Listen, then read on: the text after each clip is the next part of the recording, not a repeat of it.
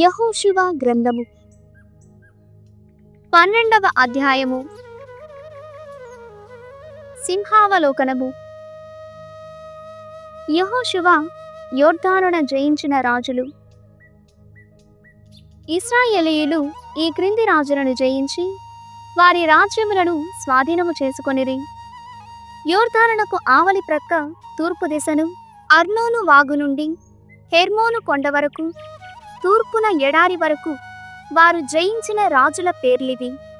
హెష్బోనున వసించిన అమోరీయ రాజు సీహోను, అతని రాజ్యము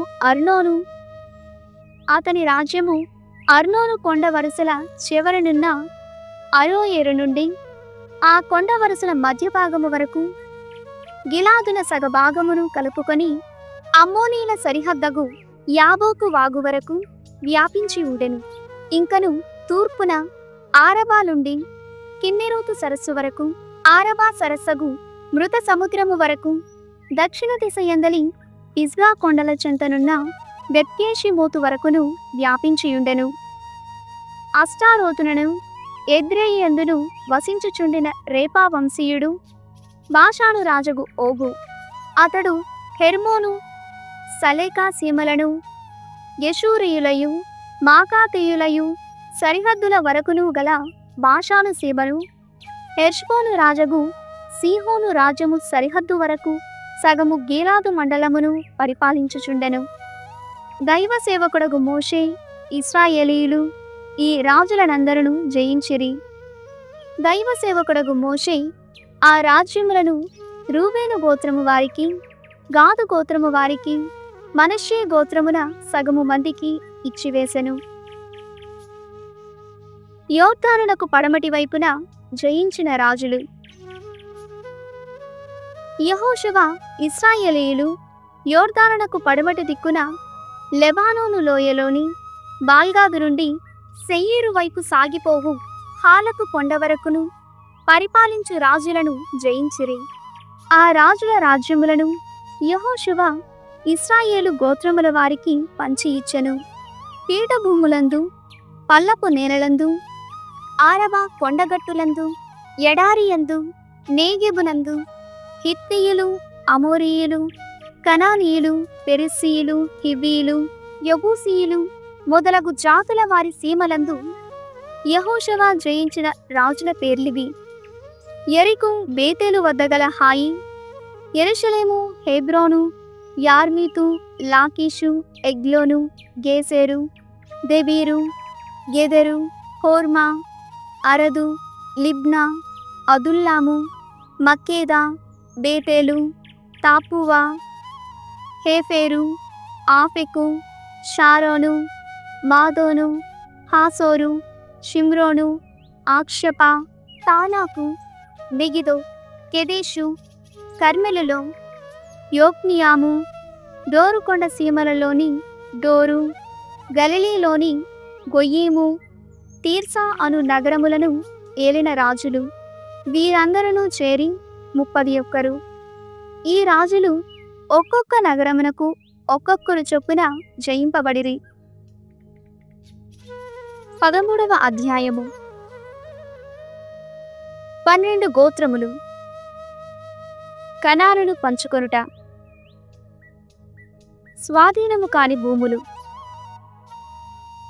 యెహోషువ ఏండ్లు గడిచి ముదుసలి అయ్యెను. యావే అతనితో, నీవు ఏండ్లు గడిచి ముదుసలి వైటివి. ఇంకను జయింపవలసిన దేశములు చాలా కలవు. అవి ఏవనా? ఫిలిష్తీయుల దేశము, గెషూరీయుల దేశము, ఐగుప్తునకు తూర్పున ఉన్న షీహోరు నది నుండి ఉత్తరమున ఎక్రోను సరిహద్దు వరకును గల కనానీయుల దేశము, గాసా, ఆస్టోడు, ఆష్కెలోను, గాతు, ఎక్రోను అను 5 ఫిలిష్తీయుల మండలములు, దక్షిణమునున్న అవ్వీయుల దేశము, సీదోనీయుల ఆధీనమున ఉన్న ఆరా నుండి అమోరీయుల సరిహద్దగు అఫేకా వరకును గల కనానీయుల దేశము, తూర్పున లెబానోను, హెర్మోను ప్రక్కన గల బాల్గాదు నుండి హమతు కనుము వరకు గల గెబాలీయుల దేశము, లెబానోను నుండి పడమర మిశ్రపోతు వరకు గల కొండసీమలలో వసించువారినందరూ సీదోనీయులనందరను నేనే ఇశ్రాయేలీయుల కన్నుల ఎదుట నుండి తరిమివేసెదను. నీవు మాత్రము నేనాజ్ఞాపించినట్లే ఈ నేలను వారసత్వ భూమిగా ఇశ్రాయేలీయులకు పంచియిమ్ము. 9 గోత్రములకును మనష్షే సగము గోత్రమునకును ఈ నేలను వారసత్వ భూమిగా పంచియిమ్ము. యోర్దానునకు ఆవలినున్న గోత్రముల వారు మనష్షే సగము గోత్రమునకు, రూబేను గాదు గోత్రముల వారికి యోర్దానునకు ఆవలి వైపున తూర్పు దిక్కునున్న నేల లభించెను. అరోయేరు నుండి అర్నోను నది వరకును కొండలలోని పట్టణముల వరకు వ్యాపించియున్న దేశమును యావే సేవకుడగు మోషే వారికి పంచి ఇచ్చెను. మెడెబా నుండి దెబోను వరకు గల పీఠభూమిని కూడా వారికిచ్చివేశెను. అమోరీయుల సరిహద్దు దాకా హెష్బోనున పరిపాలనము చేసిన సీహోను రాజు పట్టణములు గిలాదు, గెషూరీయులయు, మాకాతీయులయు మండలములు, హెర్మోను కొండసీమలు, సలేక, బాషాను రాష్ట్రములు వారికే లభించెను.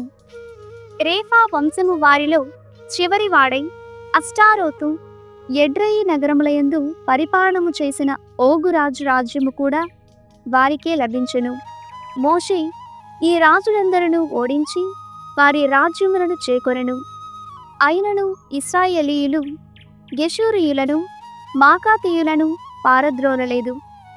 కనుక ఆ జాతుల వారు నేటికిని ఇశ్రాయేలీయుల నడుమ జీవించుచునే ఉన్నారు. లేవి గోత్రమునకు మాత్రము వారసత్వ భూమి ఏమీయు లభింపలేదు.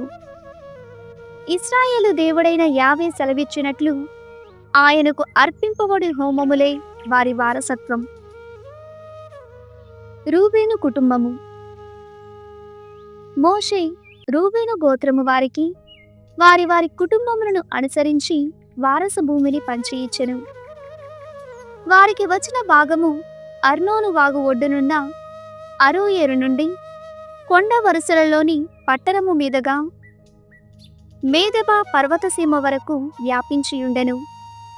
హెష్బోను పీఠభూములలోని దీబోను, బమోత్పాలు, బెత్పాల్ మయోను, యాహసు, కెడెమోతు, మేఫాత్తు, కిర్యతాయిము, సిబ్మాగోరు కొండలలోని సేరెతు, షాహారు, బెత్పెయోరు, పిస్గా పల్లములు, బెత్యేషిమోత్తు, పీఠభూమిలోని పట్టణములు, హెష్బోనున వసించు అమోరీయ రాజగు సీహోను రాజ్యము వారికే వచ్చెను.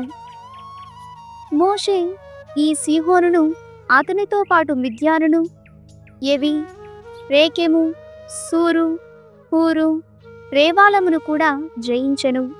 వీరందరూ సీహోనునకు సామంతులై ఆ దేశమున వసించెడివారు. బేయోరు కుమారుడు మాంత్రికుడు బాలామును ఇతరులతో పాటు వధించిరి. రూబేను గోత్రము వారి భూమి యోర్దాను వరకు వ్యాపించి ఉండెను. పల్లెలతోనూ పట్టణములతోనూ కలుపుకొని రూబేను గోత్రము వారికి లభించిన వారసత్వ భూమి ఇదియే. గాదు గోత్రము. గాదు గోత్రమునకును వారి వారి కుటుంబములను అనుసరించి మోషే భూమి పంచి ఇచ్చెను. వారికి వచ్చిన భాగములివి: యాసేరు, గిలాదు పట్టణములు, రబ్బా వైపుగా అరోయేరు వరకు వ్యాపించిన అమోనీయుల రాష్ట్రమున సగభాగము, హెష్బోను నుండి రామతిస్పే వరకు బెటోనియము వరకును గల భాగములు, మహనాయిము నుండి లోడెబారు వరకు గల భాగములు, లోయలోని బెత్హారాము, బెత్నిమ్రా, సుక్కోతు, సాపోను, హెష్బోను రాజగు సీహోను రాజ్యమున శేషించిన భాగములు. వారికి పడమటి వైపున యోర్దాను, ఉత్తరమున కిన్నెరోతు సరస్సు క్రింది భాగములు ఎల్లలు. మనష్షే గోత్రమునకు చెందిన సగము ప్రజలు. మనష్షే సగము గోత్రము వారికిని వారి వారి కుటుంబములను అనుసరించి మోషే వారసత్వ భూమి పంచి ఇచ్చెను. వారి భాగము మహనాయిము, బాషాను, ఓగు రాజ్యము. బాషాను నందలి యాయిరు మండలమున గల 60 పట్టణములు. గిలాదున సగము భాగము బాషాను ఓగు రాజు రాజధానులగు అష్టారోతు, ఎద్రేయిల్, మనష్షే కుమారుడగు మాకీరు సంతతి వారికి వచ్చెను. ఈ భూములు మాకీరు సంతతి వారిలో సగము మందికి కుటుంబముల వారిగా సంక్రమించెను. యోర్దానునకు తూర్పు మోవాబు పల్లములలో మోషే ఇశ్రాయేలు గోత్రముల వారికి పంచి ఇచ్చిన భూములివి. కాని లేవి గోత్రమునకు మాత్రము మోషే వారసత్వ భూమినియ్యలేదు. ఇశ్రాయేలు దేవుడైన యావే ప్రభువే వారికి వారసత్వమని మోషే చెప్పెను. 14వ అధ్యాయము. యోర్దానునకు పడమటి 3 గోత్రములు.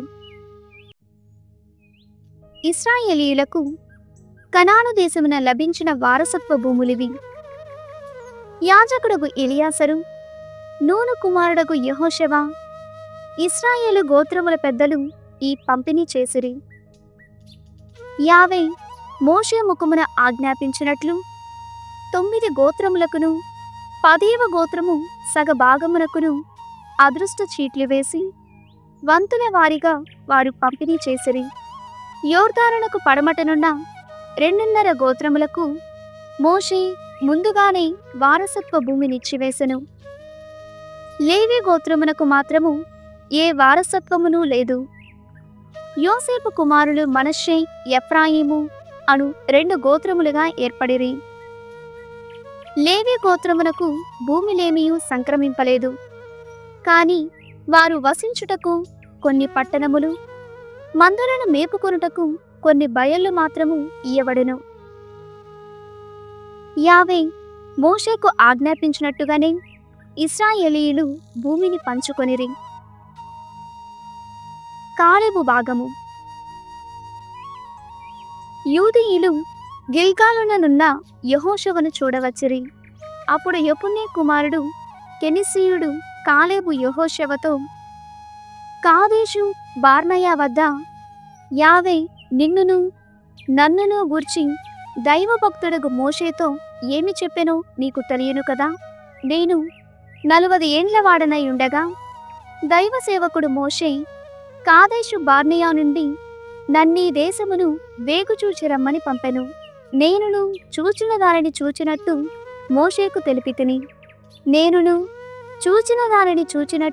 మోషేకు తెలిపితిని. అప్పుడు నాతో వచ్చిన వారు మన ప్రజలకు నిరుత్సాహము కలుగునట్లు మాటలాడిరి. కాని నేను మాత్రము నీ దేవుడైన యావే చిత్తము చొప్పున నడుచుకొంటిని. నాడే మోషే, నీవు అడుగుపెట్టిన నేల నీకును నీ సంతతి వారికిని సదా వారసత్వ భూమిగా లభించును. నీవు నా దేవుడైన యావే చిత్తము చొప్పున నడుచుకొంటివి అని ప్రమాణము చేసెను. ఆ వాగ్దానము ప్రకారము దేవుడింతకాలము నాకు ఆయువునిచ్చెను. 45 ఏండ్ల నాడు ఇశ్రాయేలీయులు ఎడారిలో ప్రయాణము చేయు కాలమున యావే మోషేతో ఈ వాగ్దానము చేసెను. ఇప్పుడు నాకు 85 ఏండ్లు. నాడు మోషే పంపినప్పుడున్న జవసత్వములు నేటికిని ఉడిగిపోలేదు. నాటివలే నేడును శత్రువులతో పోరాడుటకును వారిని జయించుటకును సమర్థుడను. కనుక యావే వాగ్దానము చేసిన ఆ కొండసీమలను నాకిచ్చివేయుము. ఆ ప్రాంతమున అనాకీయులు నిండియున్నారనియు అచడి పట్టణములు చాలా పెద్దవనియు నీవును వినియేయున్నావు. ప్రభువు నాకు తోడ్పడినచో ఆ ప్రభువు సెలవిచ్చినట్లే వారిని జయింపగలను అనెను. యెహోషువ యెఫున్నె కుమారుడు కాలేబును దీవించి అతనికి హెబ్రోను సీమను వారసత్వ భూమిగా ఇచ్చివేశను. కనుకనే నేటికిని ఆ సీమ కెనిసీయుడు యెఫున్నె కుమారుడు కాలేబు ఆధీనముననే ఉన్నది. అతడు ఇశ్రాయేలు దేవుడగు యావే చిత్తము చొప్పున నడుచుకొనినందులకు అది బహుమానము. పూర్వము హెబ్రోను పేరు కిర్యతార్బా. అనాకీయులందరిలోనూ మహాప్రసిద్ధుడు ఆర్బా. అటు పిమ్మట ఆ దేశమున యుద్ధములు సమసిపోయి శాంతి నెలకొనెను. 129వ కీర్తన. శత్రుపరాజయము కొరకు ప్రార్థన. నా బాల్యము నుండియు శత్రువులు నన్ను మిక్కిలి హింసించిరి. ఇశ్రాయేలీయులు ఈ పల్కులను పునశ్చరణము చేదురుగాక. నా బాల్యము నుండియు శత్రువులు నన్ను హింసించిరి, కాని వారు నన్ను జయింపజాలరైరి. వారు నా వీపును పొలము వలె దున్ని దానిమీద పొడుగైన చాళ్లు చేసిరి. కాని ధర్మాత్ముడైన ప్రభువు దుష్టుల బానిసత్వము నుండి నన్ను తప్పించెను. సియోనును ద్వేషించు వారందరూ సిగ్గు చెంది పరాజయమును పొందుదురుగాక. వారు ఇంటి కప్పు మీద మొలిచిన గడ్డివని పెరగక ముందే ఎండిపోవుదురుగాక. ఆ గడ్డిని ఎవరునూ కోయరు, కట్టలు కట్టరు. ప్రభువు మిమ్ము దీవించుగాక. ప్రభువు పేరు మీదుగా మేము మిమ్ము దీవింతుము అని దారిన పోవువారెవ్వరునూ వారితో పల్కరు.